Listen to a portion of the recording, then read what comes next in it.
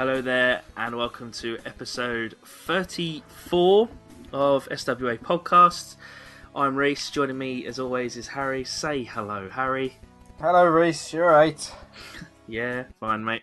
Right, we're going to talk.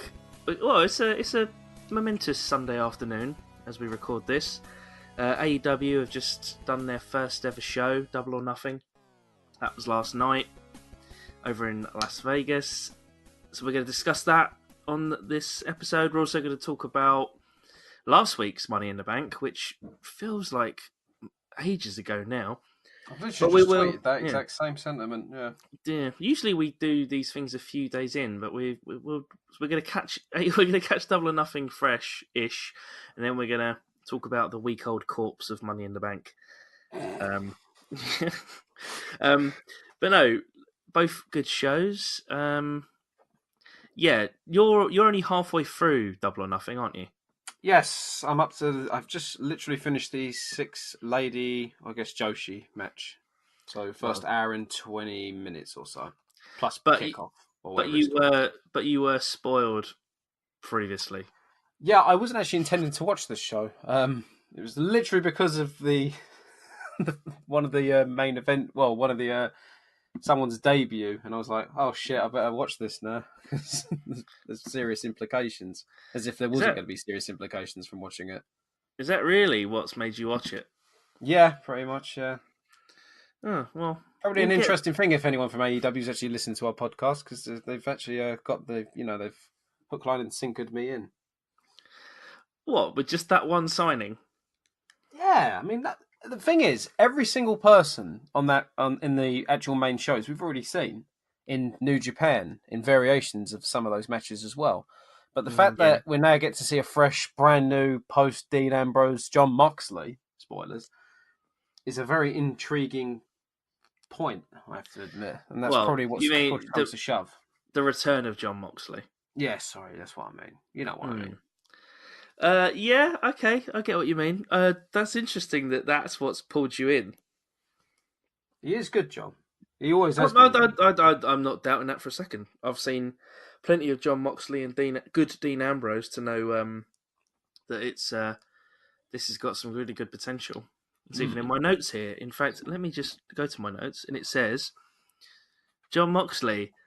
Well, shit, that's something. So okay. Well, in true podcast review fashion, I have not watched the pre-show. You have watched the pre-show. Oh my god! One of the only things that you have watched for this show. So, please do tell me about the pre-show.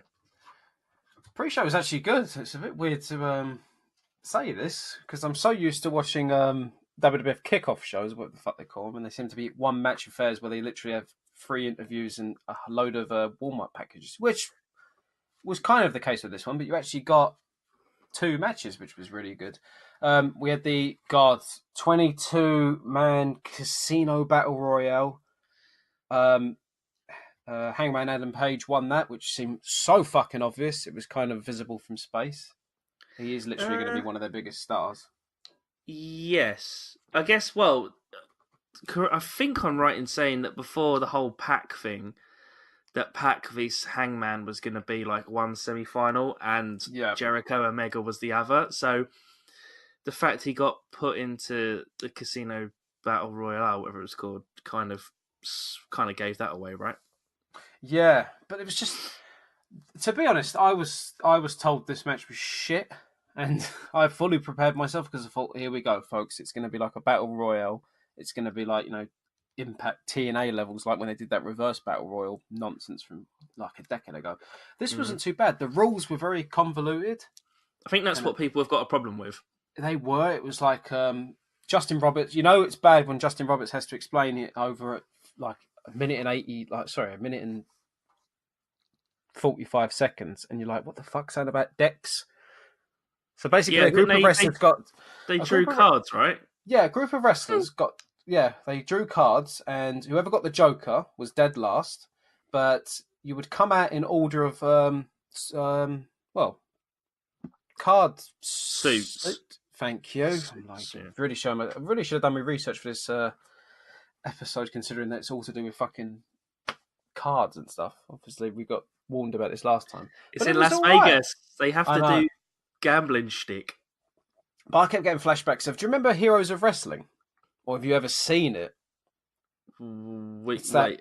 not the video game. No, it was Oh, that was a. Legends of Wrestling. Yeah, Heroes of Wrestling was a. It was like a cash in on the popularity of wrestling, but they featured all the 80s. It's the one where Jake the Snake Roberts is Yeah, absolutely out of his you fucking got gourd. you got 21. I got 22. That's it, yeah. It's amazing. It's so funny. But every time they kept saying Casino Battle Royale, it was like Casino Magic. That's all they kept fucking saying, because that's where it came from, and it kept my brain is replaced any time that wrestling casino. It's like Casino Magic. I know we shouldn't make light of what was clearly a very ill man who is an alcoholic and on drugs, and that show is probably rock bottom for Jake the Snake Roberts. But fucking hell, you can't watch it and not laugh. It is funny. It's much better now. He's in a better place. But, wanking off the snake. Fucking hell. Casino, you gotta gamble. You got 21, I got 22. Wanna play Ace and Eights? I got 2 of me of those too. Think about it. That's anyway, enough. Thank God for DDP, eh? Yeah, thank fuck. Miracle Jesus. worker. Anyway, 22-man Casino Battle Royale. Adam Page wins. I think he was the actual Joker. Some notable names in this. Jimmy Havoc, of all fucking people. Like, I absolutely adore him. We'll discuss that in a sec, yeah. Billy Gunn being in it for any diehard WWE fans. Luchasaurus, I've never fucking seen this guy. He looks amazing. But the name's a bit daft. Yeah. Glacier, for any WCW fans, circa millennia. Remember, everyone, according to Cody, AEW aren't doing nostalgia. There was also featured Tommy Dreamer in this match. Remember, everybody, AEW isn't doing nostalgia.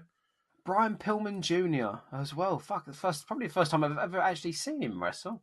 He's good. He was I like okay. him. He was okay. And Ace Romero, big lad, really big lad. But it was a good match. I expected it. I was told this match was shit, and it was actually perfectly serviceable. It was 15 minutes or just about that, but it was fine. The most over person in this match was, apart from Page himself and Havoc, was MJF, who, again, showing myself up, I don't know who that is. You don't know who is? MJF. You don't know who MJF is? No, go on. Well, show me up. I don't give a fuck. No, I'm not gonna show you up. I'm just saying he's doing very well for himself at the moment. He had a Burberry scarf, so therefore I was instantly had my eye on him. I was like, "Who the fuck is this guy?"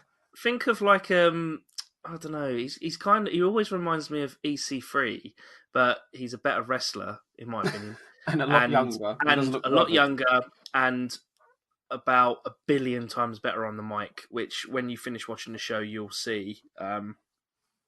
He oozed charisma. I've seen MJF a couple of times live, and he, without fail, always gets booed. He is so good on the mic, and he lives his character as well. All you ever read about or see on social media is him working his gimmick in public constantly. He's fucking brilliant. Also, and I think he'll be a really big part of AEW going forward. He looked quite young as well. I dare say he's probably under 25. He looked really young. I don't know. Let me take a look. He had a face that you want to punch, basically. Yeah, that's his strength, you see. He was good, though. Oh my God. Considering I remember who he was. Then. He's 23. He was born in 1996. Oh, fuck off. This is getting sad now. We're getting depressing, old. Isn't it? Sean Spears was also in this match with his new mohawk. He looked all right. He got eliminated by I feel really bad saying this. It was the man with no legs or bit of legs. So he was at Joey Janela's spring break. He did some good moves with springboards. Yeah. So in the last couple of years, someone kind of breaks out at Spring Break during WrestleMania weekend. So, Joey Janela's Spring Break, it's a GCW show. A couple of years ago, it was Marco Stunt who was in this show, who was in that battle royal, right? Yeah, I think so. So he kind of broke out and got onto All In because of some certain bits, and so the spring break's just gone. It was this guy without any legs, and he does like kind of 619s and springboards and stuff. He's pretty cool. He was, yeah. He was vaulting over the ring ropes. He actually eliminated Sean Spears in this match. It was treated like a big fucking deal as well. It's very I know because AEW's big shtick is that they're going to be all inclusive, and one of the things they said was like, it's going to be was it sensory? I can't fucking remember. This is what I mean. What are you talking about? But I'll get to the next match and then I'll say just before pre-show ended. So your pre-show main event was Kip Sabian versus Sammy Guevara. Guevara, yeah. Yep. Guevara. Sabian won. Good match, quite short. They plugged the absolute fucking daylights out of ITV. It was so funny. They really, really would like appreciative of anyone staying up. We're trending number 1 in the UK and in America. But if you remember, you can watch this on ITV and on ITV box office. They literally mentioned it every 2 minutes because of what do you call it? The fact that god damn it, Sabian's from Norwich. Or he's English. Put it that way. Yeah, wherever he's from. If that's where he's actually from, I've actually remembered it, but I've just cross confused him with fucking Paige of all people. But good match. It was good. It was short and sweet. And then the Elite came out and they basically said it's going to be a good show. They took the piss and said there's 20,000 people here, but really it's 13. Nice little dig at WWE. Shot number 1, yes. Shot 1. There's going to be a few. I know there's a bigger one in the main show, but yeah, it was all right. It was fun. JR was not on kickoff show. They actually showed him being introduced. Yeah, he was introduced with his music, but he didn't go out in front of the crowd. He just went up to his commentators. Yeah, they just literally played the fight music, and that was it. I like the commentators though, who were there. One of them was a Excalibur. The guy who I was expecting, I know it sounds really stereotypical, like some sort of Hispanic accent, and it was like, oh fuck, he's he's got like a clear cut American accent. Yes, Excalibur. He's like Excalibur. He's the PWG guy. Very good commentator. Yeah, he was very good. And the other guy, I can't remember his name, Alex Marvis. He was dreadful, to be honest. Oh, I didn't really. And JR was okay.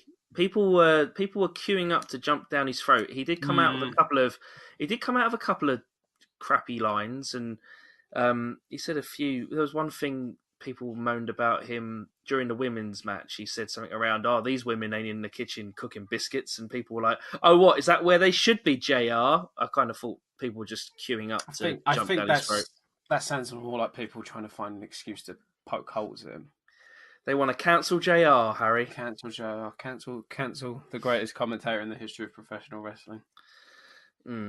Okay, well, that does sound like a half decent pre-show. If you look on Twitter, people were slagging it off big time. Again, I was fully expecting that Casino Battle Royale to be an absolute shit show, but it was fine. It was absolutely fucking fine. It's considering as well that the winner, Paige, is now in the deciding match for the World Championship, the inaugural World Championship. It seemed like it'd be a massive deal, but it was literally on pre-show. Unless, of course, that's to, catch last-minute buys and say, like, oh, shit, you've got to see the conclusion and find out who he's facing. That would be my assumption, yeah. Okay, well, this led to the main card. I've just got a few notes on the start of the main card here. Mm-hmm. The national anthem was fucking hard to watch. Yeah. Jesus wept. It felt like they were doing it in a round. It was a bit bad. This always makes me glad that us English people, we don't really put the same emphasis on the national anthem that the Americans do we? I mean, no. we do in some ways, but not like this. Christ. Very major sporting events, but you don't really get it at wrestling shows. No, but also it's really silly. Also, we always do the shortened version, so it's like a 30-second thing, whereas this felt like it went on for 2 hours. It was very long, and it was just a bit awkward. People, as soon as they said where these people were from, like they're from Hamilton. He's from Hamilton, I think. He's from Hamilton. I thought, oh shit, this is actually going to be really good, but it's just kind of like they were like out of sync. It was when he started singing. I was like, Yeah. "Fuck, you're the singer, And Jesus." everyone else played Um, catch up. It was like, oh shit, he's gone off, he's gone out. But yeah. Um, Also, they had pyro, but it was like really shit pyro. yeah, that, It's like fart pyro. It it's was like kind of what? like, oh my god, what's the Either no point. either do it properly or just don't do it. That's Yeah, the ultimate thing. Something maybe they can iron out for next pay per view. They don't. They didn't. This show did not need that much like that pyro at no. all.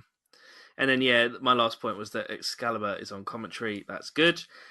Yeah, so opening contest of the night, the first. I suppose this is the first official AEW match in an AEW ring, not They back in Hangman. no they pushed the 22 Casino Battle Royale as the first ever AEW. Actually, So sorry, you're Paige right. says Paige does hold that accolade. No matter how hard I try, pre-shows do count. They counted tonight. Yeah, so it was SoCal Uncensored v Strong Hearts, who are the team from OWE in China, which is Oriental Wrestling Entertainment, I believe. 6-man tag. Yeah, this was a good start. It went like just under 12 minutes. Just under 14 minutes. Always good to see Chris Daniels, who has a Freddie Mercury gimmick by the looks of it. And that wasn't the last Freddie Mercury gimmick on the card, which I found odd. No, fuck Yeah, yeah. weird. I was watching. I was like, am I missing something? There's something odd about this. No, it was good. The guys from OWE look quite good. Can't remember. Was it Chima, who's been around for years? Then Yeah, the guy who looks like a smaller, more muscular version of Suzuki. It's called Lederman, I believe. El Lederman. Linderman, Yes, he was good. And I can't remember the other guy's name. T-Hawk. That's it. And I the only haven't got reason I remember that is because of fucking Street Fighter. Yeah. And so it was Chris Daniels, Frankie Kazarian, and Scorpio Sky. I haven't seen much of Scorpio Sky before. He was quite good. So he was good though. Yeah, no Really complaints good, from yeah. me. So yeah, the SCU win. They beat the Evil Foreigners, which they weren't portrayed as. Pinfall with the best Meltzer ever, which same with Freddie Mercury isn't the first Meltzer gimmick of the night either. No, I can imagine that. Basically, a Meltzer driver, but Daniels does his best moonsault ever On the tombstone. instead of a 450 from the side. Yeah, It's a bit silly looking, but it looked physically very impressive. yeah. I'd rather just see him do his best moonsault ever to win. But whatever. Insider references to this show. Yeah. No, good start. I thought It was SoCal, and I was going to say SoCal and Uncensored are so fucking over.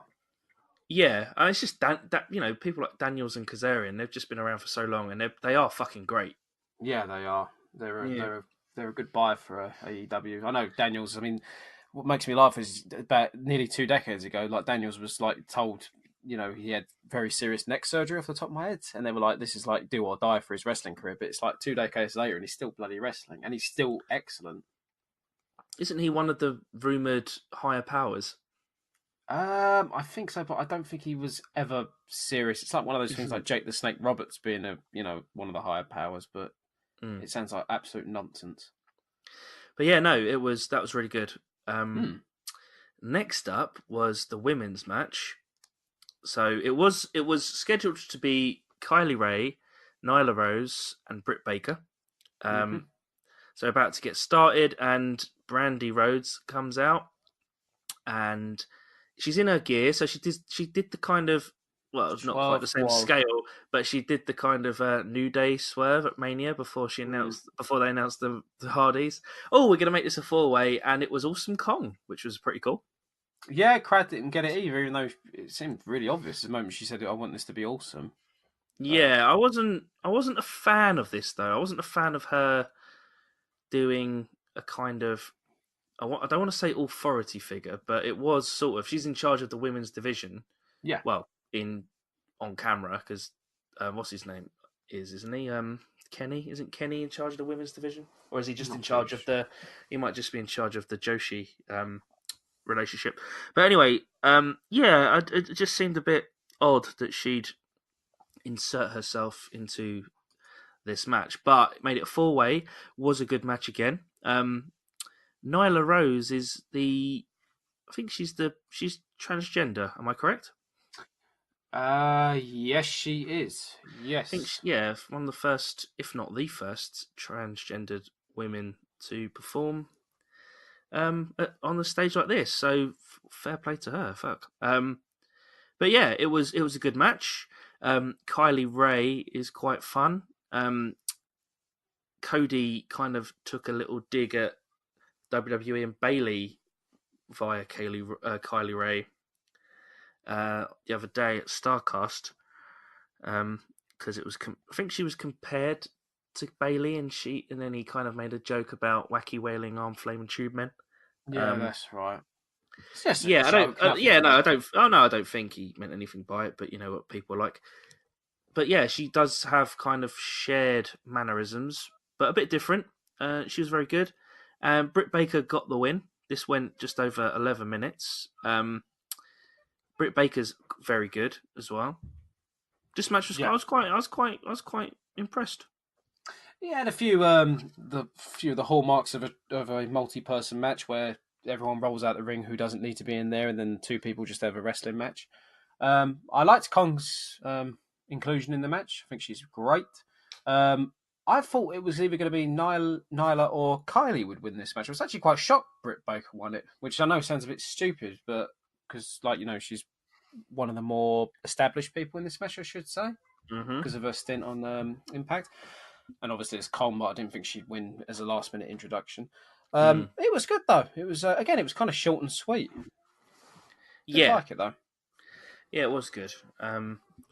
Britt gets the win via a Yushigoroshi, which is a move that Adam Cole uses, which is not a coincidence. Adam Cole's baby does his move, baby. Baby, yeah. Baby. I know she's a dentist, but I didn't realise her gimmick was that she is a dentist. Yeah, she's the only qualified dentist in wrestling, not including Isaac Yankem. I was going to say Glenn Jacobs, but, whatever. You've got to keep it kayfabe, bro. I knew she was, but I didn't realise that she was a doctor. I didn't realise her gimmick was to call her Dr. Baker or whatever and then keep constantly mentioning it. Yeah, but it's not like she's actually pulling at heels or faces teeth at them like Dr. Yankem did. Maybe she should.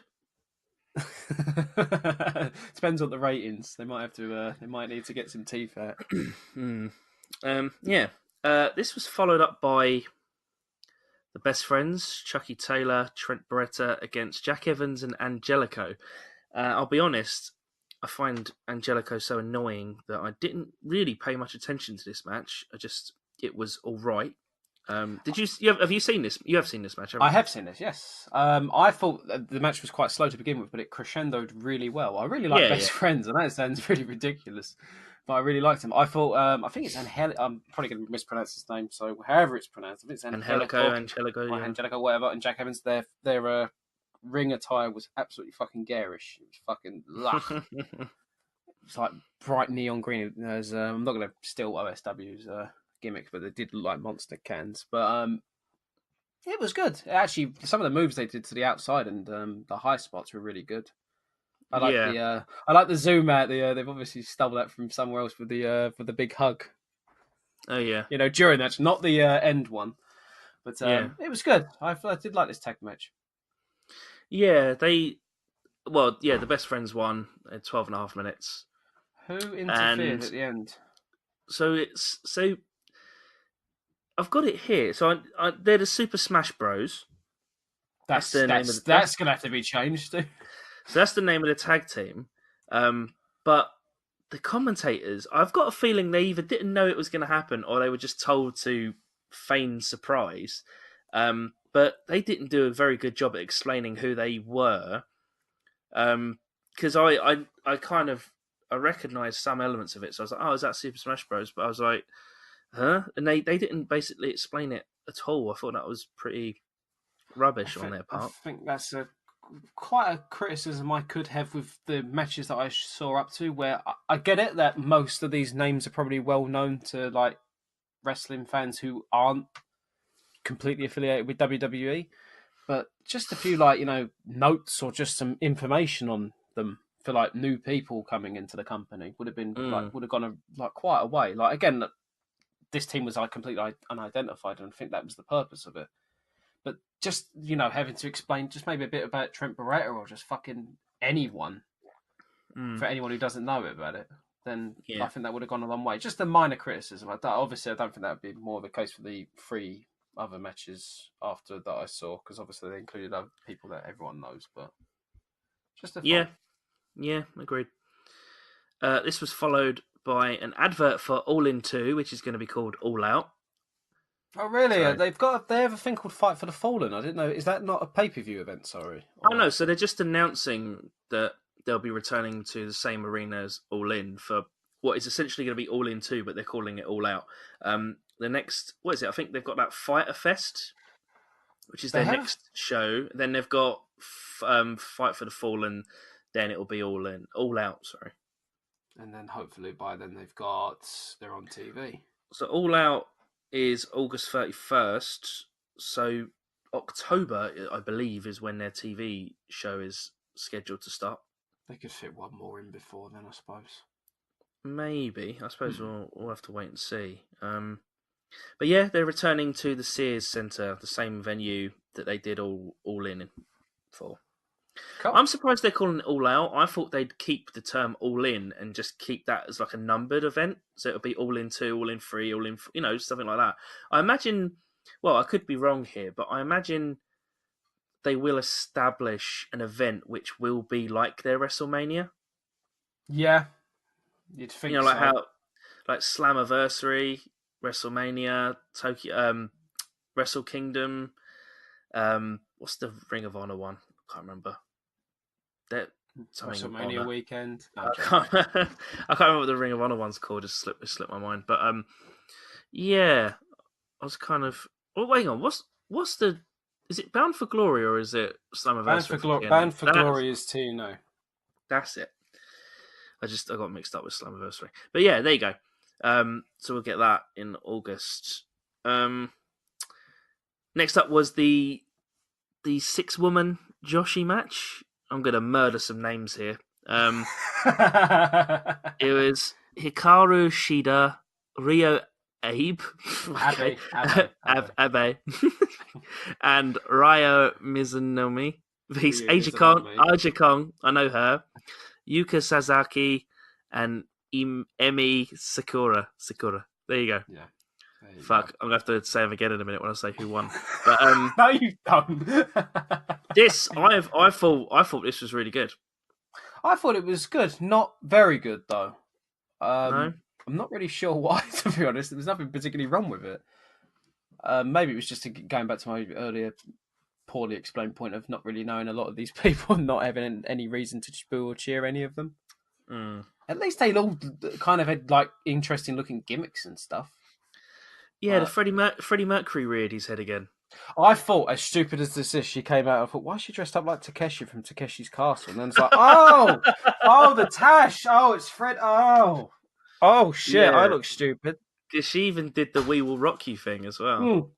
Well, I'm stupid, so don't worry. I got it after at least the third time they started showing it. So yeah, this was really good. I just thought it was really entertaining. There was a bit of a referee botch in this match. Sorry. I want to correct myself. The referee did not botch. The timer did, and whoever was on the bell. Because the referee was actually very good because she did the 2 count, and she very quickly corrected them with, she was like, no, 2.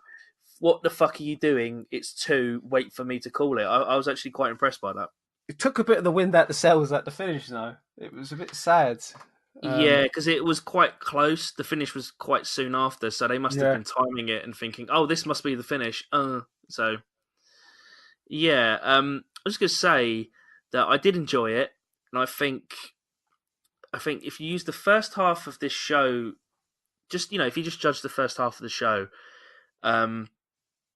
this is the kind of match that if they get this, I suppose it's the women's division, but the way people are talking about it is almost as if it might be its own division. Who knows? But this kind of style, this kind of wrestling, if they get this going and it's quite important part of their cards, say for example, it's a bit like the old cruiserweights for Nitro on or WCW. These are the kind of things that could really set AEW apart from WWE, from Impact, from definitely New Japan because they don't do it. But yeah, this kind of thing is because it can be very good. And yeah, when I was watching this show, I was just thinking to myself, look, I like pro wrestling. I'm not, some people are using AEW as their way out of watching WWE. Obviously, that's not what we're going to do, but I just would like something different from AEW, which I think is obviously what they're trying to do, and I think this is the kind of match that they could do that with. Yeah, I fully concur. There needs to be more. There needs to be brand distinction. This is a good way of doing it. Again, it's just I wish I had a bit more emotional investment in who these ladies were because they did pull off a really good match. It's just, a good match, not a really good match, but maybe that'll come in the future when we get more established, information about who they are on the actual program. Yeah. And this is where I don't know any. Well, I know the spoilers, but I don't know match quality. So this is where the show gets real good, if you ask me, and I'll try and portray that in my rundown. So yeah, next up is the match that Vince didn't think was interesting enough to give us at WrestleMania that time. There's a weird thing. Have you ever heard Pritchard where he explains? He says Vince doesn't have an idea of why brothers would fight. It's the most fucking ridiculous thing I've ever heard ever in wrestling. Mm-hmm. Yeah, well, he might change his mind if he actually watched this match because it was it was fantastic. It really was. So Cody Rhodes against Dustin Rhodes. Dustin the Natural. What was it? Cody the Nightmare vs Dustin the Natural. American Nightmare. The American Nightmare, yeah. The video package to hype it was pretty decent. During Cody's entrance, they see what is very clearly a reference to Triple H. I've seen that. I thought that was at the end of the match. Sorry, so that's in his entrance. They had a bit more pyro, which was rubbish, and then Brandy retrieved a sledgehammer, which was like confirmation it was definitely a dig at Triple H, and Cody destroyed the throne with a hit with the sledgehammer, and it kind of blew up a little bit with a bit more pyro. It was really, it was silly, but it was kind of fun. I was going to say, it reminded me of, do you remember Impact TNA in 2005 where they recorded the WWE filming their Royal Rumble commercial? Yes. And the following pay-per-view, they had not Triple H and not Vince McMahon on the TNA pay-per-view. Trying to find the damn tape. Where's that damn tape? It was yeah. A little bit like that, but not as entertaining. I just thought I always find it hilarious when other companies use other companies' continuity for their own backstory, and this is literally a case of was it the main story of this one, the match that the WWE should have pulled the trigger on but never did, and two, Cody killing the Attitude Era, which is something that shouldn't really even be a thing with AEW. Yeah, it was when. So yeah, it's talking about the Attitude Era, but because they don't do nostalgia, even though technically he is. He's in a match against Goldust. Did you not see the pre-show with the Casino Battle Royale? Whatever. I've got it. These are why I cringe a little bit.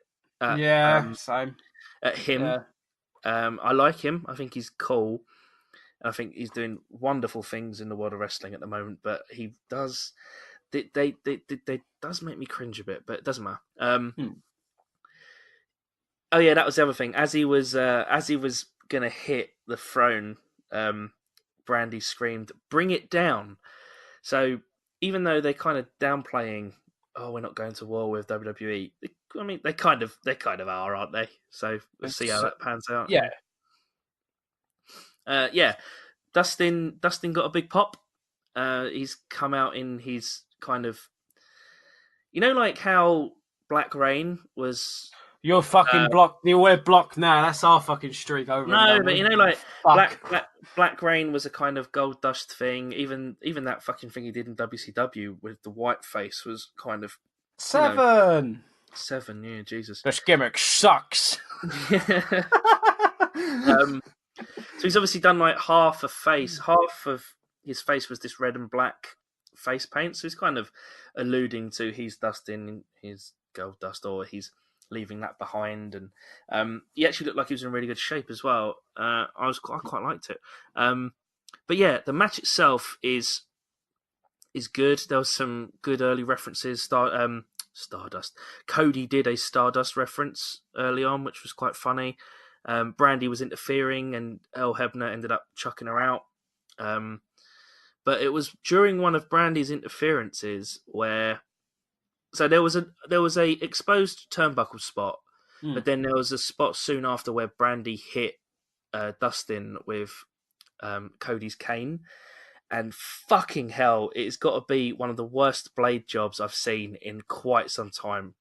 If you remember the one Guerrero did, where he obviously went too far, Hit a vein and it just pissing out.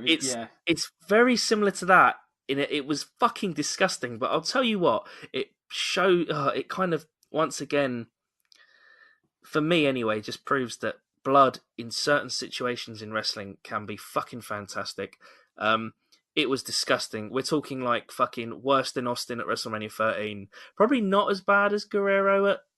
Guerrero But it's and there. Vince at Survivor Series 2003 are the benchmarks of how much blood can one man When piss out of his but, head. but when you watch this, you'll see it's I've fucking seen horrific. I've seen a picture of Dustin from this match. I did think it looked a lot.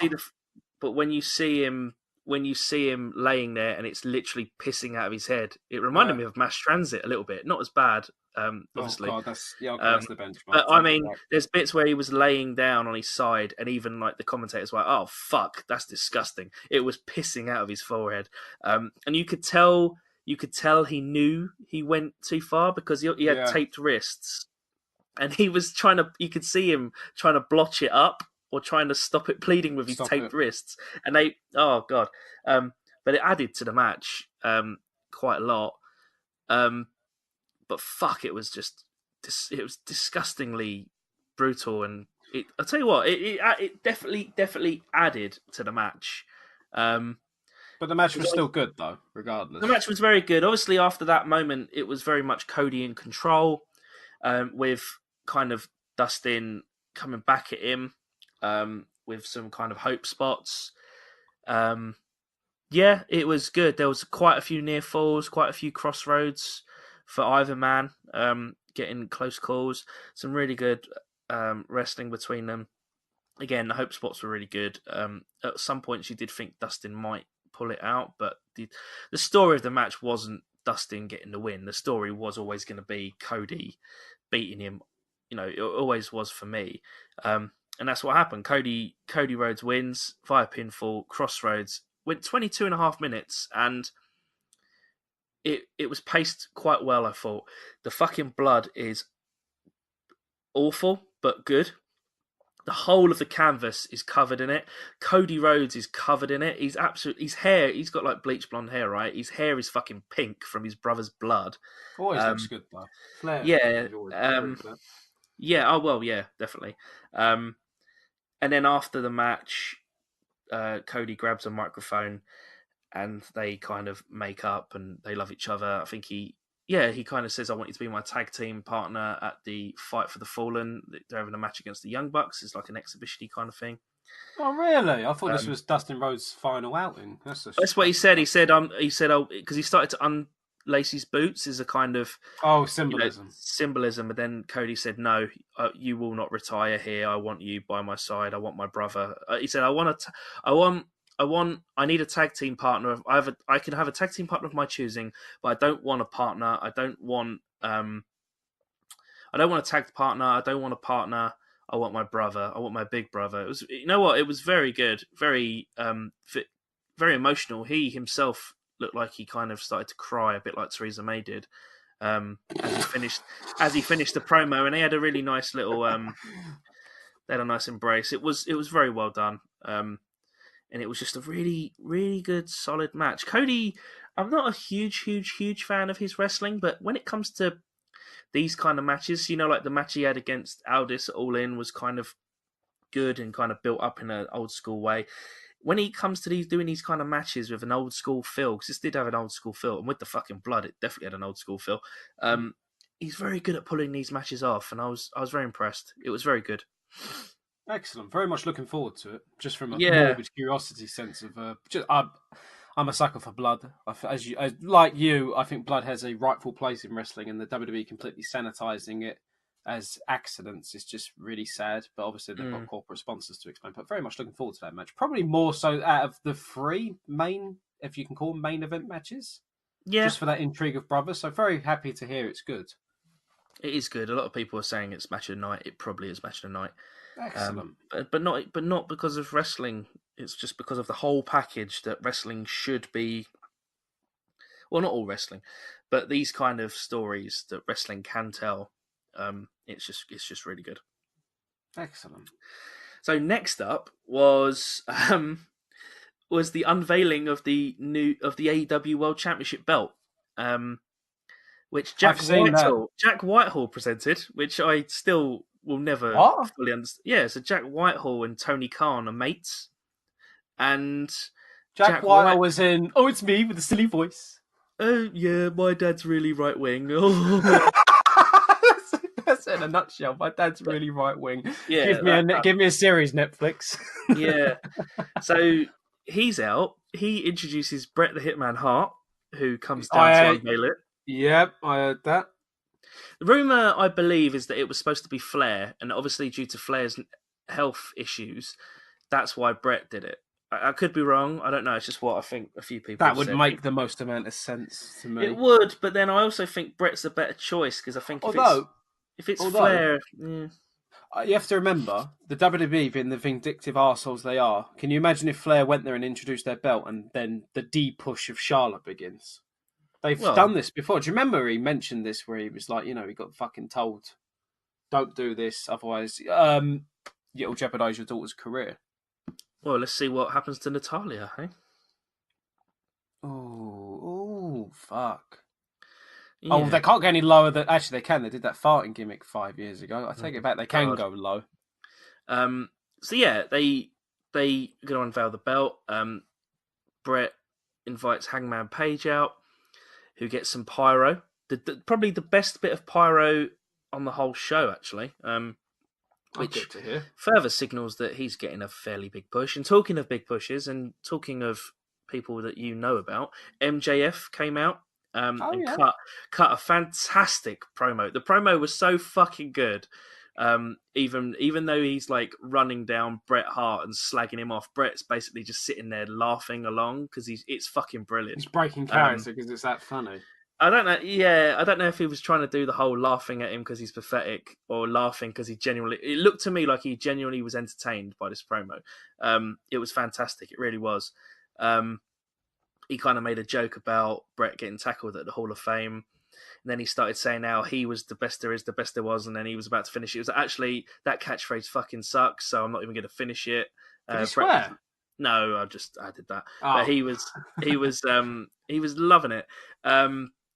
So they're kind of building MJF as this kind of, I suppose, maybe a upper mid card character along with some others, I guess. But yeah, Jungle Boy came out. They had to stick in that he's Luke Perry's son, the late Luke Perry. And then Jimmy Havoc came out, and they kind of ran off and beat up MJF into the crowd. So yeah, Jimmy, I kind of saw that as them just during this segment, they were just making sure they were cementing MJF, Jimmy, I guess, and Jungle Boy as kind of, these will be your upper mid-carders, perhaps, going forward, Yeah, sounds like it. That's good news for me, because of Jimmy, so... And on that note, like you mentioned earlier about Jimmy and Kip Sabian, obviously, they've got this ITV4, well, it'll be on ITV4, I imagine, which is decent enough, but that's in every home in this country. Yeah, once you've got past the Food Network and all the other Yeah, fucking it channels. is. It is it is an I'm only every. taking the piss. I just think I Yeah, find it hilarious how it like I say American reporting, but it's literally Meltzer going like, oh, it's available in this many homes. It's like there's like 80 channels on Freeview. ITV4 is the lowest, like a lowest ranked channel on ITV's platform, and it's mostly for what the fuck do they show on ITV4? Two is for reality shit and Family Death Guy. Death Wish movies. I was like, three's for older dramas. What the fuck's on four? Like darts occasionally, which does get good ratings Oh, on Dark ITV4. Skirts. Yeah, Dark Skirts good ratings. There's But nothing to take the piss out of. but yeah, so they've obviously they're not ignoring the fact that the UK could be a very big market for them. Meltzer's mentioned that there is a plan, or it is planned to do a pay per view in the UK. So They'd be there's no date on it or anything. But they'd be daft not to. I mean, for fuck's sake, TNA built up their entire fucking market for being on Challenge TV, which they were putting it on between bouts of repeats of The Chase and fucking Bullseye. So it's there is a they're, market out there for wrestling on they're Freeview. I mean, TNA made them their biggest load of money basically on the UK market. They were good shows we went to. The biggest attendances and probably their most lucrative. Sold out the fucking O2. That's nothing to Wembley nothing Arena. to write on. Was it? Oh Wem- fuck! Take it yeah, back. Take it back. but It's no, not they gonna did work. like we saw them. It was like 10, 15,000, something ridiculous. I can't remember. It was really Good. good. Good show. We saw them just before Hogan and crew turned up. The good old Yes, days. we did 6 sides. Yeah. Yeah. Um. So yeah, that was that. The belt's lovely. I love the belt. It looks excellent. Dave Milliken belt, which is real good. It is, however, only the second best belt unveiled this week in the world of professional wrestling. Oh, get the fuck! That 24/7 belt is appalling. That's where my dinner plate went and that clock. What the fuck are they doing with it? Why has Foley got it? Get out of my trash. Just looks like it looks like they've just ripped off the boxing one, the WBO one. Don't go that fucking far. I'm only joking. I'm only joking. Yeah, right. So home stretch now. Oh yeah, by the way, Bret Hart apparently fell off the stage on his way. He's the most. God. He's like the unluckiest dude in the world. Yeah. What did he do in the past? Oh, maybe it's just. No, I'm not gonna make that joke. Sorry. God. I was gonna say about him cheating on his wife. Oh God, that's not. Darth question. How was the Young Bucks versus the Lucha Bros? Well, that's the next match. Oh, sorry. I thought you'd already talked about it. Sorry. Oh, so yeah, Young Bucks, Lucha Bros, Penta, and Phoenix. This is the only title match on the card. This is the AAA World Tag Team Championship. Those belts look like the cardboard ones I made when I was a kid. I need to get a picture now. You've said that. They just look a bit weird. Look a bit brown. Hold on. Whoa. I just want to get my. My first reaction. It was a great match. I'll put it. Is it the black one on? Oh, it's a bit shitty looking. Sorry, I had to see it after you described that way. It's a bit shitty looking. No, hang on. It's all right. Don't worry. They're not on there. I was going to say, daft question. So, yeah. One of the long recurring themes of this is that we both have our issues with the Young Bucks, but every match we've ever seen with the fucking Young Bucks has been great.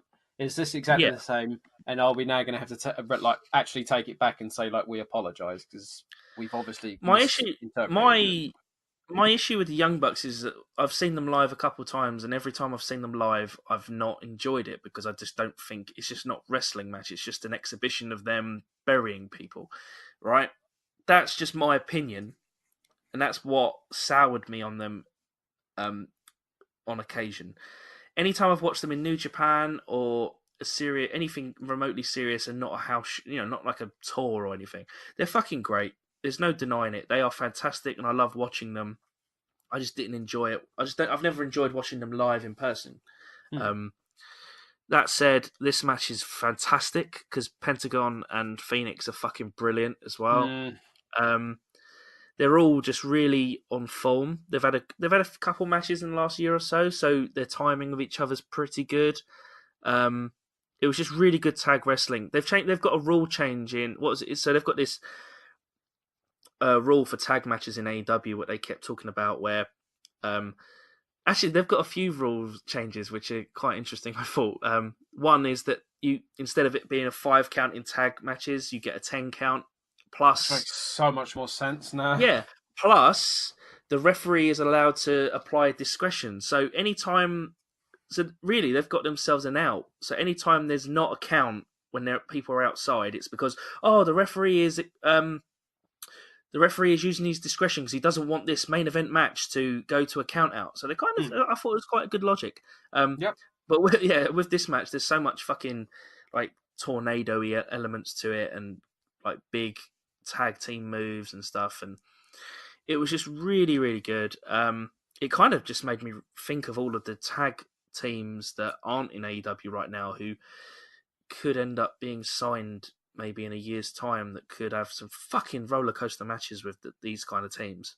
You know? Is that a hint towards FTR or? Well, yeah, I Or can them, see why. I can see why they're gagging for it. To be or honest, the brothers, the good brothers. Yeah. Well, maybe not them, but yeah. Um, yeah. This match elicited a a good God Almighty from Jr. Pentagon did a Canadian Destroyer on the apron, which was a pretty cool spot.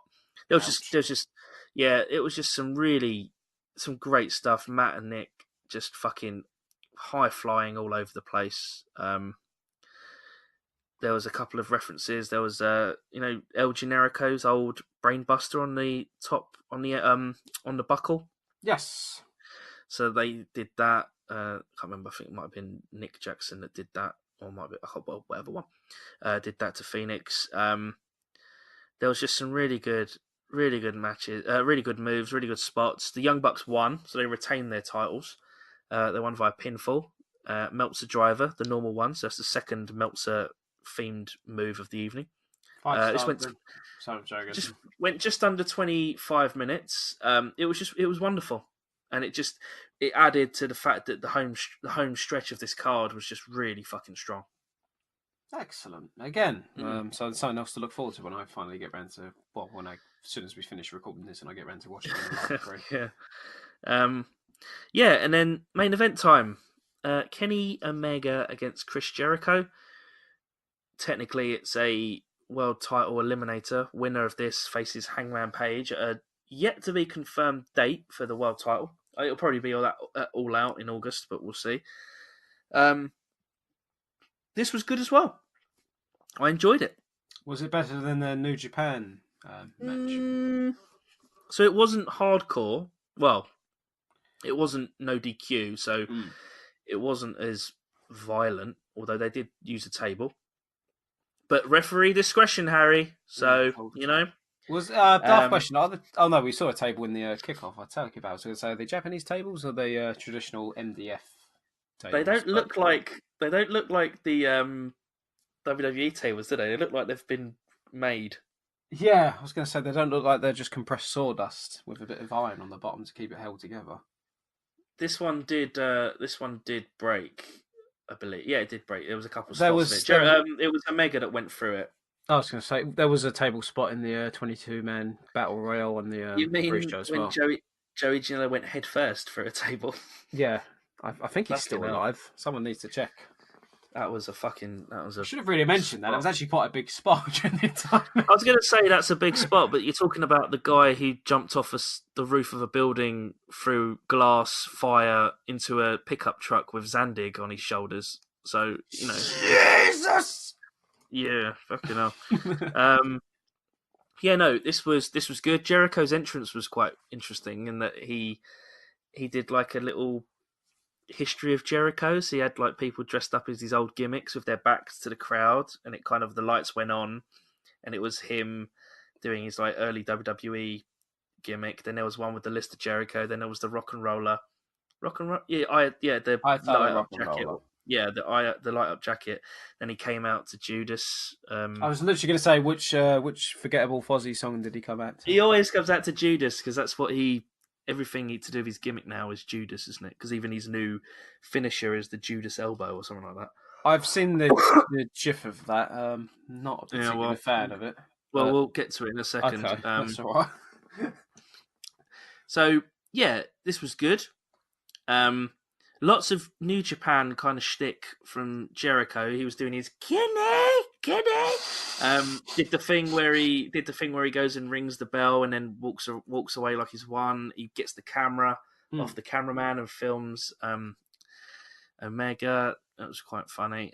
Did some table spots, the initial table was they got the table out. Kenny did a Terminator dive using the table. Well, Jericho was holding the table, and then Kenny did the dive onto the table and onto Jericho.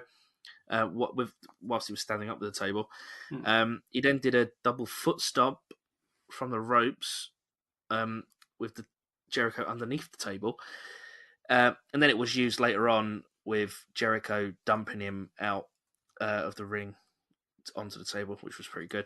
Cool. They did they did a few things. The ending was a bit flat, so the match was pretty good. Told a decent story. Lots of V triggers, lots of not code breakers, line sorts and stuff like that.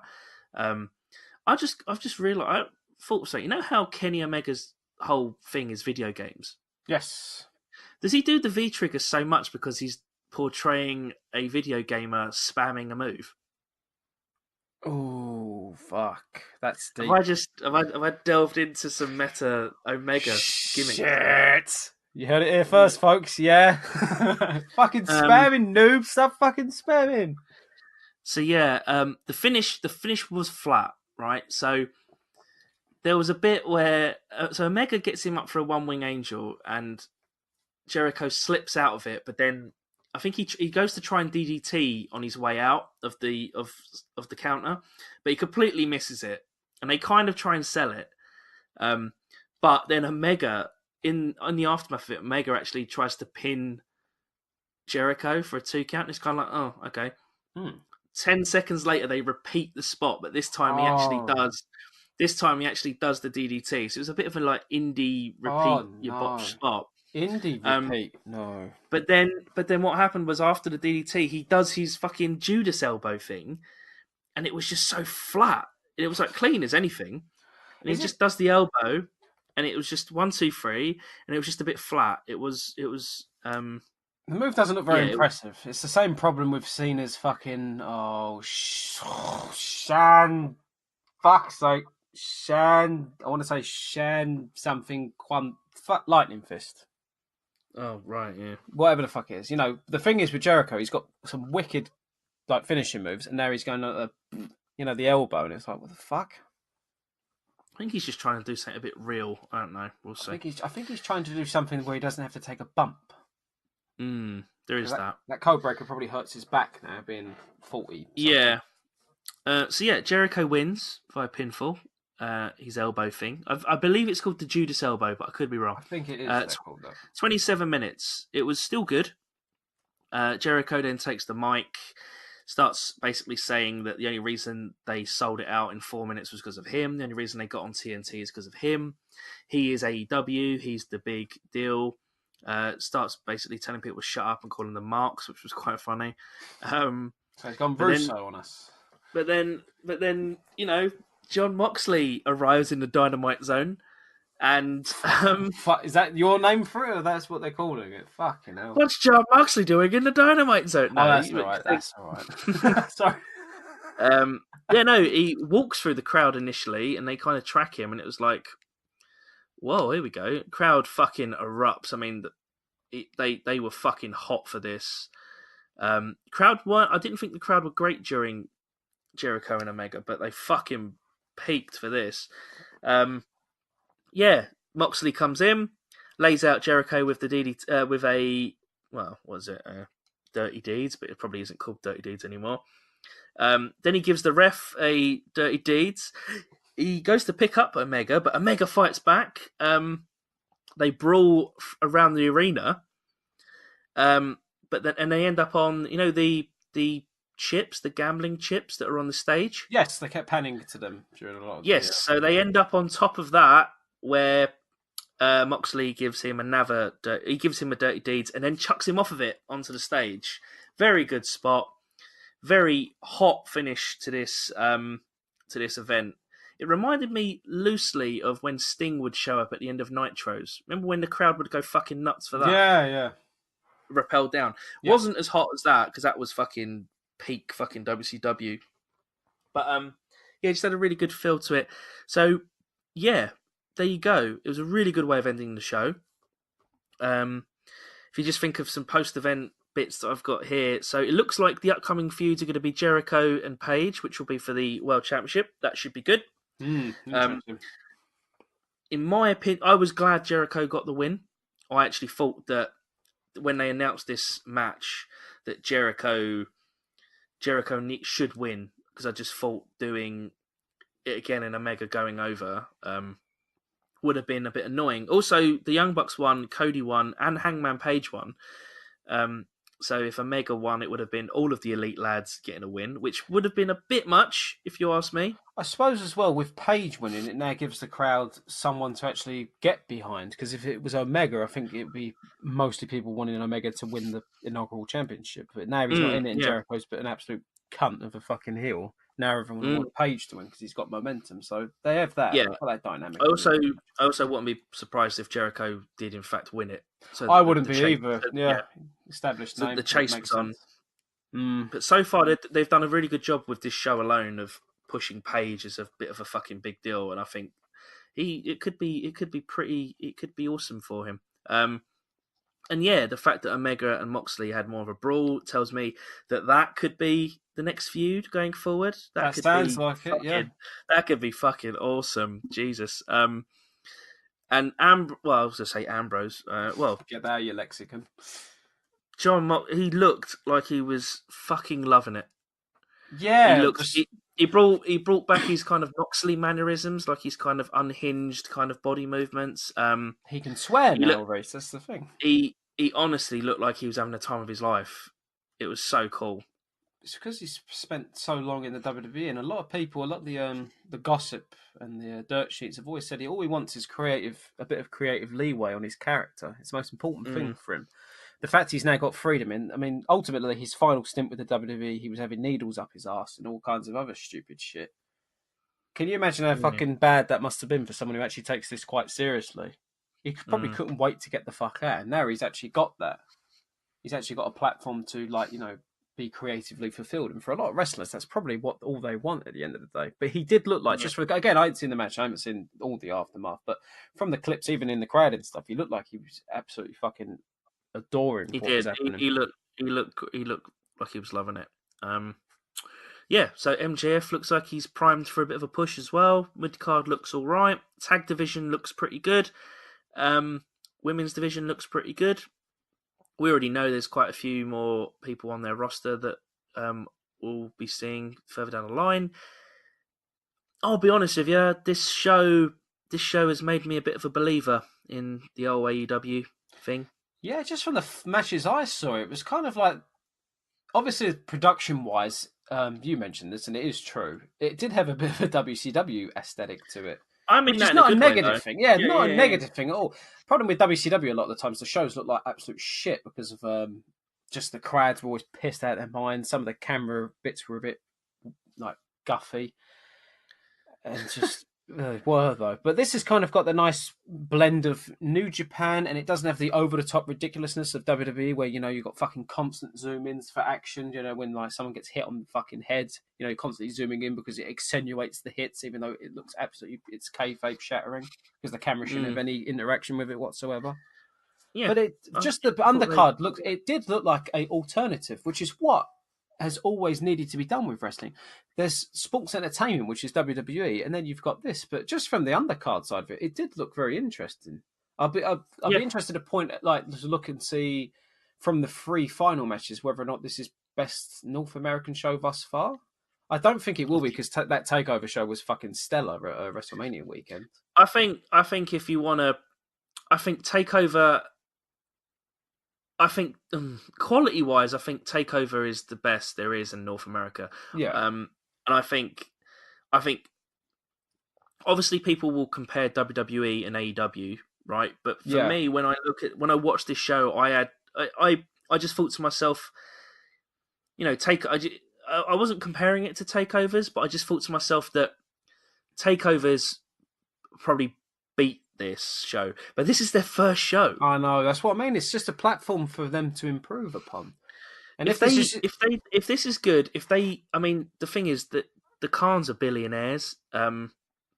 They can afford to lose. Like they always say, you should be prepared to lose $50 million in your first year of starting up a federation. That's money they find down the back of their sofa. If they are in this for the long term and they're able to keep on to these people they've got now and add people to it, disgruntled WWE or people that come from New Japan, whatever they do, you've got in the next couple of years, you've got an opportunity to have a real alternative. It just depends on whether they do something stupid. Like if they do get quite big in the next 2 or 3 years, and then they decide, oh, you know what, we're going to run Monday nights, brother. Stupid. 3 hours Monday night. Well, I just there's no point. There's no point. There doesn't need to be one. Just give people a choice. Yeah, I fully agree. That's what I want. I won't choose one or the other. I'll watch both. But it just felt like an alternative to me. Well, no offense, we can now because they're on ITV4. It's quite viable. So let's just hope that they keep going. Wrestling only gets stronger with more things like this. So yeah, exactly. There we go. So very optimistic for AEW, which now means we get to talk about the other side of the coin, which is part dread and part for the WWE side of things. Yeah, well, where do we start? Money in the Bank, folks. So this was last Sunday's show. What did you think of the show overall, Reese? It was all right. I didn't think it was great. I didn't think it was terrible. I thought it was. You'll probably shout at me for this, but I didn't think I didn't. I thought both Money in the Bank matches had a fairly interesting ending, which you could say were good endings. I agree with you on one of those. You probably guess which one. I know, but for me, it all depends on where they're going with it, which we can discuss in a minute. But yeah, I thought the referee stuff though was really strange. I'm not, there's a thing they always say about how New Japan referees are always booked to be stupid, and it kind of damages them a little bit.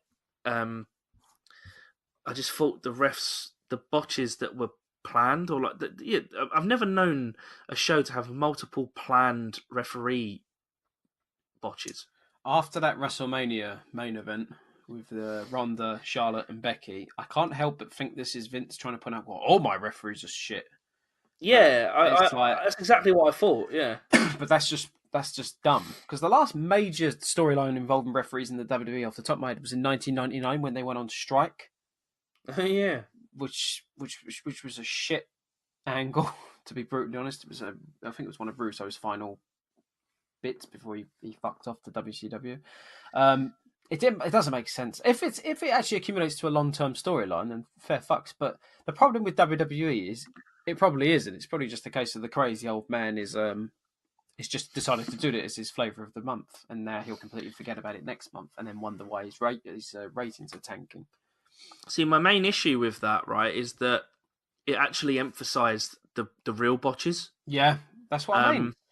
Similar to them pointing out that their product is currently shit on TV is the worst fucking thing they can do, and it's a similar story. It's like, why are you pointing out your own failings? Because you're just making your product sound even worse than it actually is, and you're giving your audience the impression that this is shit. Why are we continuing to watch this? As if like you're the stupid ones for actually doing that. Why are you continuing to watch this? But I'll tell you what. Let's loosely run down the show. Yeah, we can do. Daniel Bryan on the pre-show getting pinned. Yeah, clean. Yeah, it was a good match.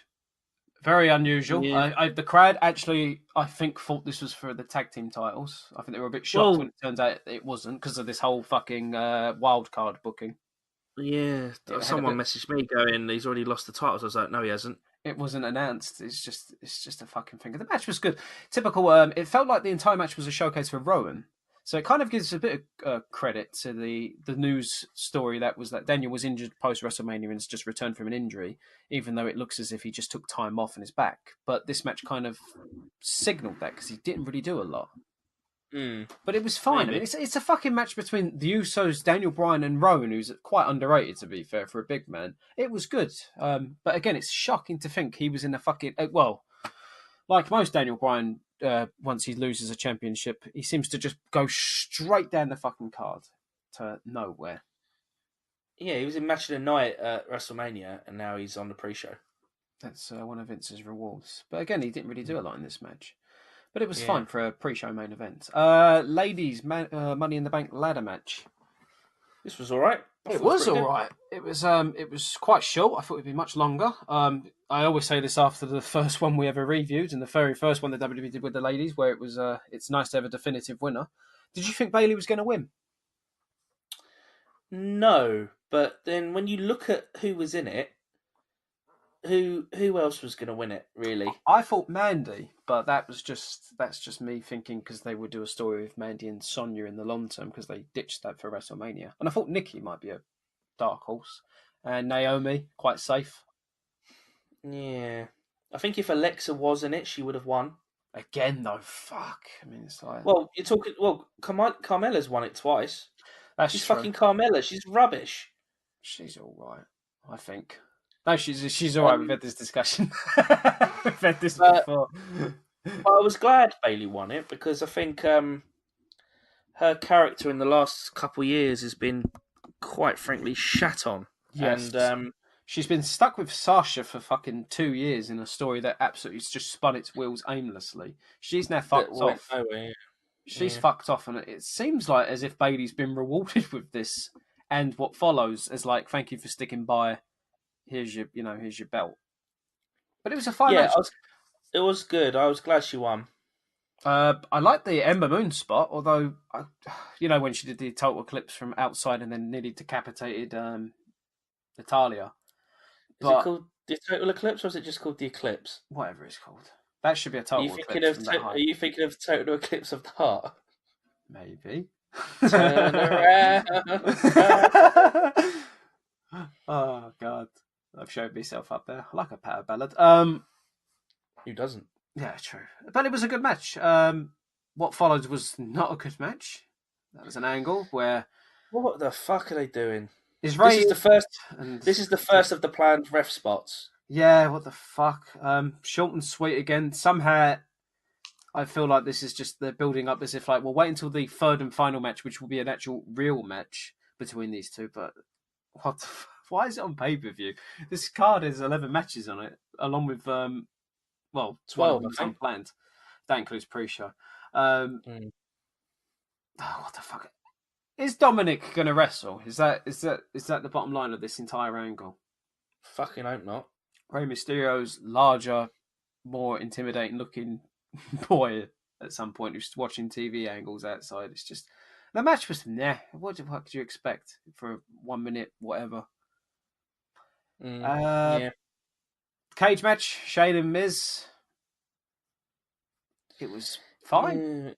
It was all right. Yeah, fucking Alvarez and Meltzer went after the Miz on this match big time. Well, Alvarez more so because they just can't. I don't know what it is. Can't they just reveal that the Miz probably shat on them 10 years ago? Or shagged both their wives or something. Yeah, and then that's the reason they absolutely despise him. This match had the planned ref issue number 2 with the rope break. Yeah, that was fucking. What's the point? I mean, you'd think. And Shane. So this feud's been going on for a while, and this is now the second time in a row that McMahon has like kind of sneaked a win. What's the payoff here? Because the longer it goes, the less interested people are, and at the moment, I'm going to guess that quite a lot of people don't give a fuck about this feud.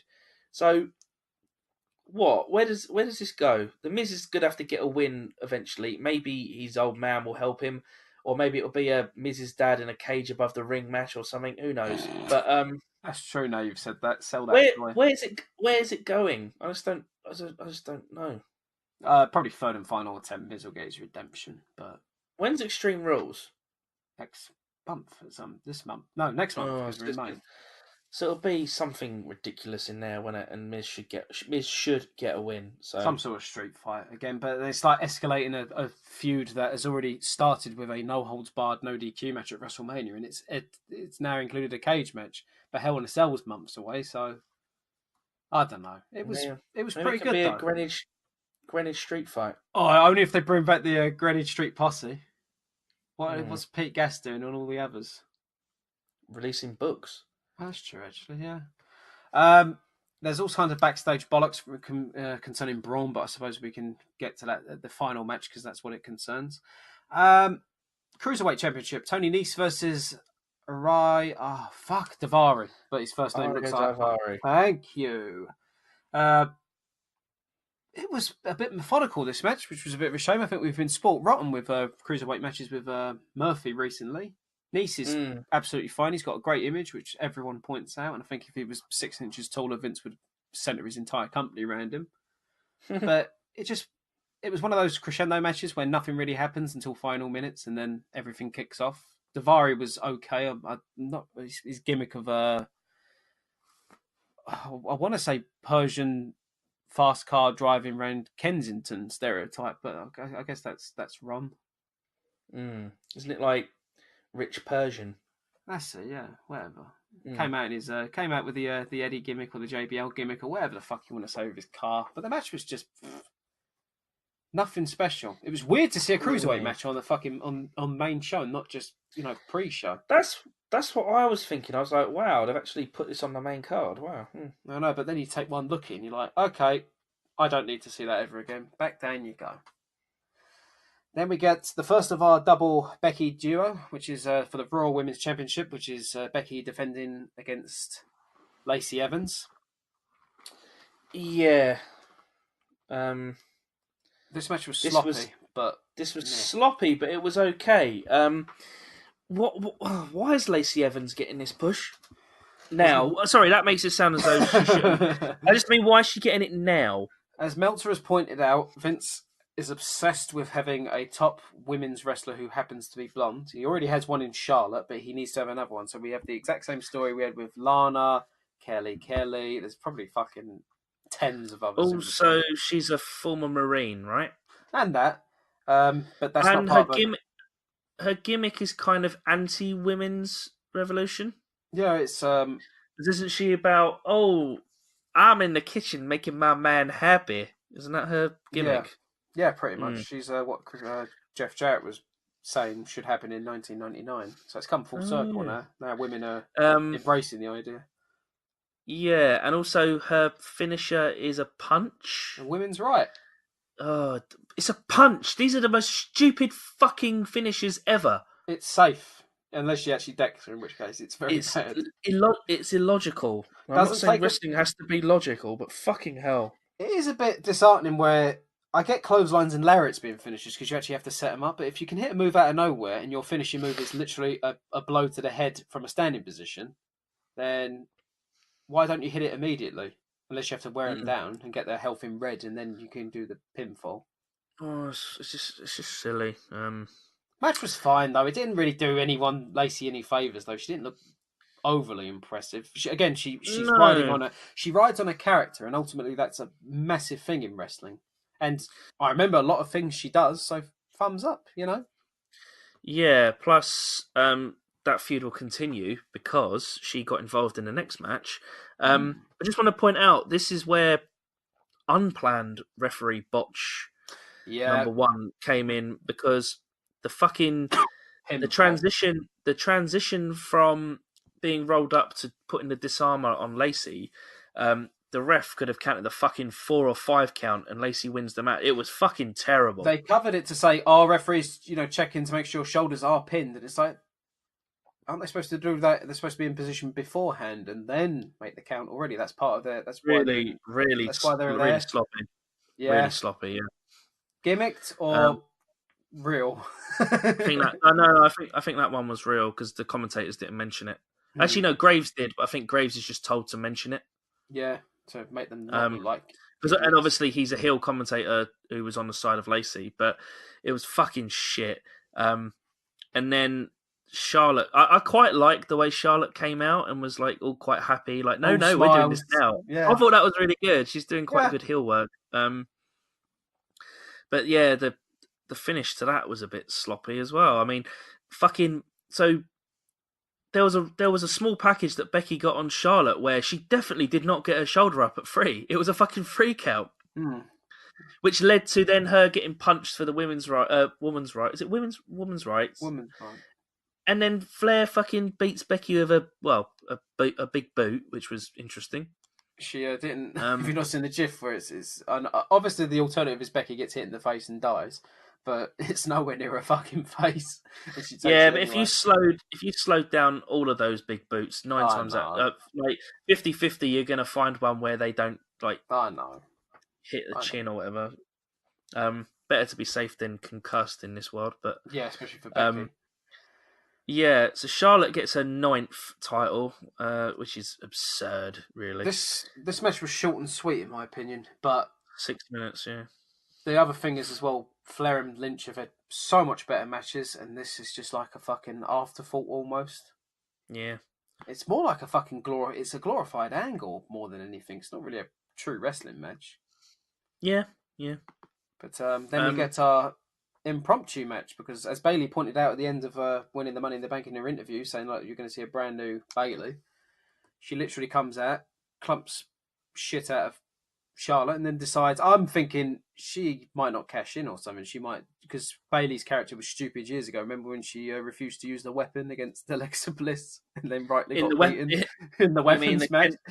Kendo stick on a pole match. That's it. I'm thinking, right, they've established that Bayley's a stupid character, so she probably won't even take she won't even probably take the initiative to take the pin. But I was like, oh, she actually is. She's actually going for it. And part of me also thought, as depraved as it was from the pre-match interview or the post-match interview before, she might turn heel because it was quite a heelish promo as such, because it sounded as if she was now looking out for herself, which is a heel thing to do. But no, she went after Flair. They bottled her heel turn in NXT, didn't they, that time, remember? Yeah, and numerous occasions where her and Sasha feuded for fucking forever, and they refused to do anything with her. But yeah, I was glad that they did this. Yeah, same. Bayley gets the title. I think it works really well. Yeah, good for them. I'm just glad that she might have something going forward. Until Vince gets bored and gives the belt back to Alexa. Or, nope, gives it back to Charlotte because Alexa's on a different show. Wild cards. That could still happen. Wild card, baby. Wild card. I don't even know what show these guys are on anymore, pal. Right. Explain this Roman Reigns and Elias bullshit to me. Okay. Elias attacks Roman backstage like the fucking shark from Jaws. He literally sneaks up and just decks him with the back. He then comes out, does sports references. Crowd loves it regardless. And then Big Dog comes out and spares him in 10 seconds and wins and leaves me happy and no one else. Yeah.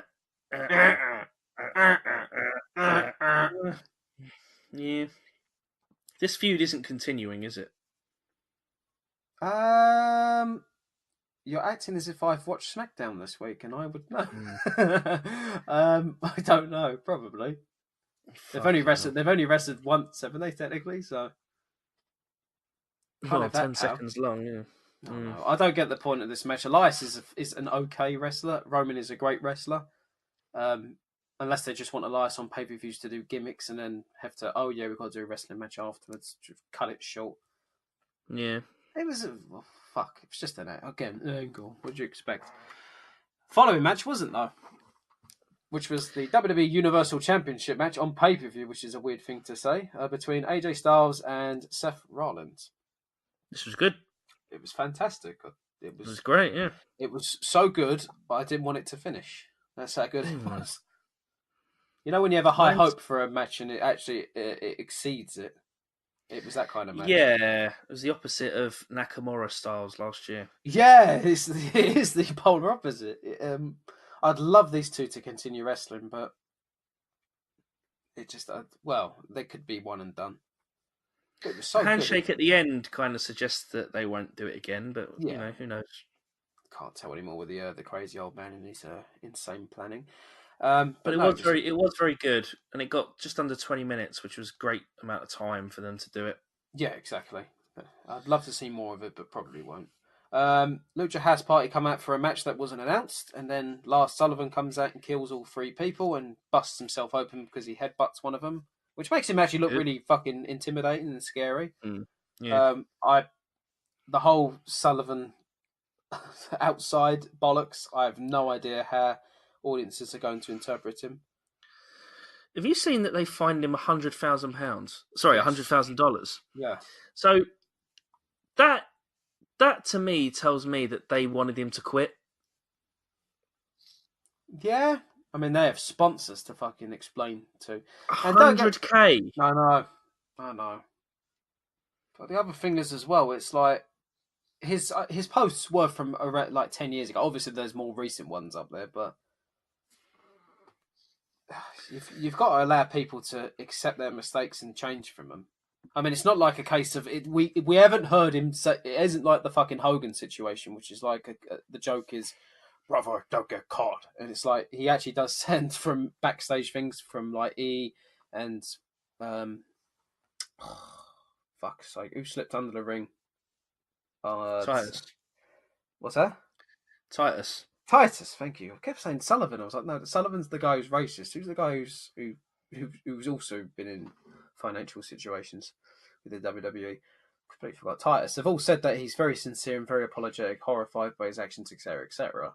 So you've got to at least have some, you've got to have some forgiveness for people for making terrible mistakes. Otherwise, everyone's fucked. Because as soon as you make one mistake, you're fucked forever. Mm. But Yeah. I have to wait and see. They're putting him over even more, so we'll see how it goes. Yeah. WWE Championship match I liked it. I think it was made better because Owens was a fantastic heel during it, and Kofi didn't really get a lot. The crowd were fucking heatless in this match, which doesn't spell good news for him, to be honest. No, but fucking Owens losing another title match. I know, but it's Vince. I have the feeling that this wasn't supposed to be Owens. I've got a feeling this was supposed to be maybe the Bryan rematch, but injuries and stuff. Or maybe that Brian. Maybe Brian. Again, we don't fucking know. Meltzer says he's injured or was injured. Other people have said, including myself, that he just had time off because he was long overdue time off. Owens' heel turn kind of looks in that direction where it was completely unplanned because he literally turned heel like not very far along from his return, like 2 months. Mm. But this was fine. I don't know how long Kingston's title reign is going to go, but judging from that reaction from that crowd, Vince has probably watched that and gone, right, time to wrap that up sooner rather than later because the crowd didn't give a shit about it after the Mania thing, which was really sad. Well, true, but Jinder was getting less reactions than this, and he had it for 6 months. So Yeah, but there was a financial incentive for Jinder's world title reign. Maybe. Got to get those rupees, Reese. Yeah, it was good, but I just kind of a bit annoyed by. I'm not saying I wanted Owens to win. I'm not saying I wanted Kofi to drop the belt or anything. I'm just thinking, just the amount of Owens came back and he kind of thought, he might. New character change, momentum. He's been away for a long time. He's been missed. I didn't think he even needed a character change. I just think he just could have just give him a couple wins in a fucking row. Build him up to be that monster again. Oh no, but remember the Owens that debuted against fucking so good. Owens in NXT, an absolute monster, and you just get this, and it's just kind of like, he's lost again. Oh, okay. It's only 5 years ago, I want to say, for that Owens debut. It's really depressing. I think it's a long time ago. It's 5 or 4 years ago. And then we get to our main event, which is what I've been dreading the whole time. So it was booked as a Money in the Bank ladder match between Baron Corbin, Finn Balor, Ricochet, Andrade, Ali, Drew McIntyre, Randy Orton, and Sami Zayn following the events on Raw where he beat Braun Strowman with help from McIntyre and Corbin. So the pay-per-view, we see Zayn tell Triple H who's on the phone to someone, like, I want a guarantee that like Braun ain't going to kill me in the pay-per-view. And Triple H is like, he ain't going to kill you. He's not even here. Blah, blah, blah. Then we see Zayn hung up like fucking a villain out of fucking Batman comic upside down. And it's like, where's Yeah. Braun? Where the fuck's Braun? And then they find Braun, and Braun's like, I haven't done anything. And as soon as he said that, I was like, oh no. He ain't here. He Oh can't. He can't. no. He can't be here. He was in Vegas. They promised me he was in Vegas. And then Mm. the match continues, and sucker me is like, I forgot. I was like, okay, we're just gonna have a random odd number. That's fine. I can live with that. Ali gets to the top, and I'm like, fucking hell, Vince is really going to be progressive this year. He's actually going to push Ali to be a world champion. And then you hear the riff, and then my heart sinks. And then you're like, I can see what's happening, and then it happens, and then you just want to curl up and die a little bit. Yeah. Also, Ali got hurt, and so did the two referees because of Yeah, this. everyone taking the piss. I think people have long given up fucking pretenses of Brock's actions. I mean, So, especially Alton, Alton's probably still will never forgive him for that fucking concussion he got and the bloody head. But so I mean, if you want to talk about the match itself before that, it was pretty good. I mean, it was fucking great. it was great. Yeah, Finn Balor taking some fucking bumps. I know. Jesus, that fucking sunset powerbomb from Andrade to him, I Christ. know. Fuck, and the bounce up as well. He goes like he goes about 5 feet up from the momentum. You're like, Jesus, fucking wet. That looks so sore. But at least you remembered it. Oh, That's the main thing. oh, how can you not remember that? It's I know, but a fucking lot of fucking things brutal. happening. You got fucking Ricochet in this match. You got Andrade Yeah, doing fucking shit. I mean, who did you actually want to win this match before Brock did? Drew. Same. Then Andrade, then Ali, and then Ricochet. I didn't want a guy who's like previous So, champion. so apparently, in the lead up to Money in the Bank, Drew was the one that Vince said was going to win. On the night or the night before the event, everyone was told Ali was going to win or Yeah. Ali was going to win, except Ali was told, "No, this is what's really going to happen." The other guys didn't know it was going to happen. They said no. They told Ali apparently someone is interfering at the end when you get Yeah, up on your own. React, and it's like, okay, this is a normal set of circumstances for a professional wrestler to be. Get told something's happening, prepare yourself, and it's like, what for? yeah. So there you go. My one of my fears here is that, and technically, no organisation should be stupid enough to do this, but I think WWE are stupid enough. I've got a feeling that he's going to use it to. He's going to cash in to go against Seth Rollins at Saudi Arabia. Um, who is Seth facing at better than WrestleMania? No one yet. Is he not facing anyone yet? I thought the Not anyone. rematch was against. No, not anyone yet. Really? Fuck. Mm, That would make sense. nothing announced. Yeah. Doomsday And scenario. And Kofi's in a match against Dolph Ziggler at in Saudi Arabia. That's Remember? because Kevin Owens refused to go. Yep. Which is what And everyone Brian should. did. Yeah, and Brian and Zayn can't go because he'll disappear. They'll say it was an accident. And Black can't go because he has a Tattoo. goddess tattoo on his back. Yeah. What a great fucking investment that was for Aleister Black. He wasn't on this show. He seems to have disappeared off the face of the fucking planet. The Doomsday scenario for me is Brock holds it until the SmackDown debut on Fox and then cashes in against whoever's WWE champion then. That's probably going to happen. Yeah. That's really depressing. And then the WWE Championship disappears from Fox for 2 years. And Brock goes against all the smaller guys because they're the only people who can get a good match out of him because he's lazy as fuck. And people say that, well, Brock draws, and the answer is the only reason Brock draws is because Vince has no choice but to make him draw because he earns $6 million or some fucking stupid man to wrestle 4 times a year for 5 minutes. Yeah. I'm sick of Brock. This is the ongoing saga of SWA podcast. Brock continues to win, and we get bored of the product because the World Championship ends up being fucking taken away, and then there's a ceiling now on the mid card because no one can push past it to go into world title feuds. It's funny watching him Yeah. walk around with that briefcase as like a fucking boombox. That's a nice little gif, but the sooner he cashes in, the better. And if he cashes in and loses, muzzle tough, like great, but he ain't gonna fucking lose. Yeah, it's all a bit shit, isn't it? Yeah, that's what I mean. This match was great, and I feel so sorry for the other guys in this match. Every single one of them who basically did something and was memorable and pushes things aside. Every one of those guys in that match did deserve to be Money in the Bank and have a world title opportunity at some point this year. But Yeah. fuck it, Vince has got to push his Brock, his big meaty man. It's big meaty man. His big fuck. meaty man. Hmm.